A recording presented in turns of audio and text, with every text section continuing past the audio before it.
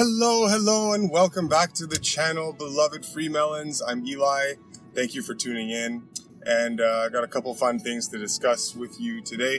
First of all, very importantly, I'm currently working on the next lecture, which is going to be about the nature and origin of disease, and everything that you need to know about what disease is, why it exists, how it comes about, so that you'll have no confusion ever for the rest of your life. So that's a very important lecture. Please make sure to stay tuned to the channel so that you can take a look and then share that information with your friends or whoever needs it. I just came off of an incredible journey. I did 2 weeks of fasting. Took some time off and decided I'm going to go travel around Iceland. So I traveled Iceland for a week, and that was without food. That was with water. So I did an 8-day water fast. Following the 8 days of water fasting, I did, upon my return home, 4 days of dry fasting.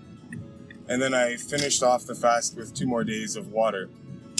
And yeah, it was a great journey. I want to go into all the mechanisms of fasting, what you can experience. I'll save that for another lecture as well. But what I did want to touch on was just one particular item, just quick bits of information for you for these free sessions.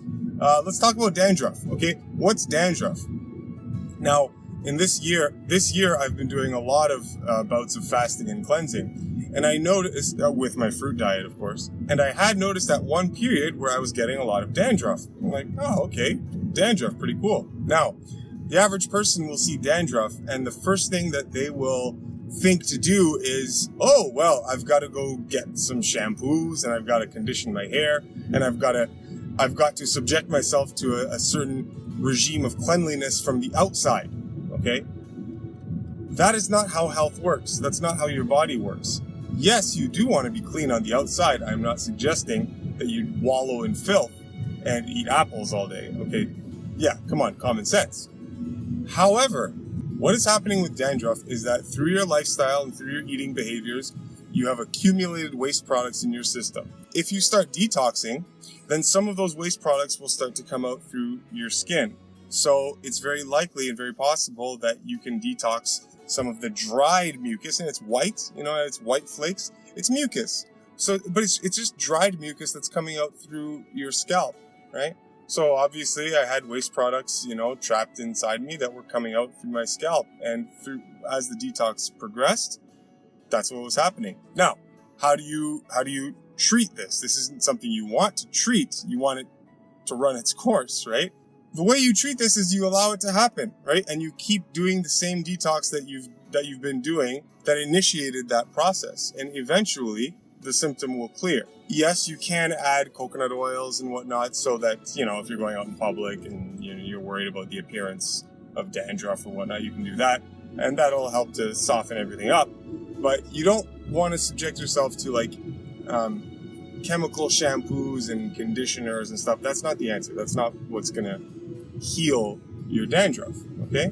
So in my case, I noticed the dandruff for a period of time, and then eventually I just stuck with my program, stuck with my regular lifestyle, my healing regime, and then it started to subside and then seems to go away. So, that's dandruff. Don't freak out if you have dandruff. And the last little fun thing I wanted to talk about, olives, okay? Wildly different subjects, but yeah, these are just for fun sessions. So yeah, let's talk about olives. Have you ever wondered why you cannot find raw olives in the stores? Try it. Go to any store, look for olives. You will not be able to find olives that are not swimming in some sort of salt solution, some sort of brine, it's some sort of chemical preservative. You just can't find it. Now, why is that? The reason you can't find raw olives in a store is because raw olives are simply completely inedible, right?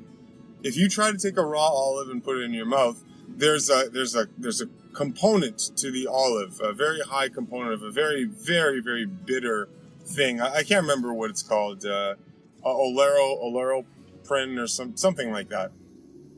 Anyway, there's a high concentration of this extremely bitter substance in an olive, and the only way to eat them is to cure the olive. So you literally cannot eat an olive without treating it to fermentation, without putting it in salt and letting it, and letting it settle to dissolve this component. Or in many cases, sodium hydroxide is used on the olives, which actually changes its color. Now, the reason we use olives so often is because we can use the oils for cooking and whatnot and for flavoring.